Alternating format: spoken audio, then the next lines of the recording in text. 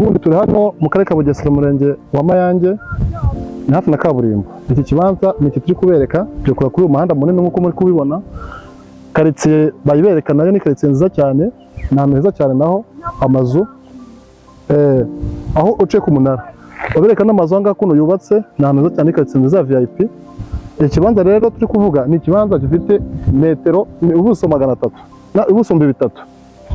Anga ikibanza cy'ubuso 300 kigura miliyoni 9. Ubwo ni ukuvuga ko harimo ibibanza hafi 10.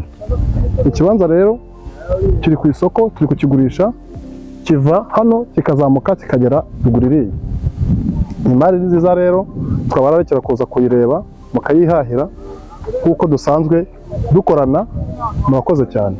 Uzashima arazajya hamagara kuri nomero mureba kuri screen yanyu kugira ngo ubwo butaka muhure na ba nyirabwo babubagurisha.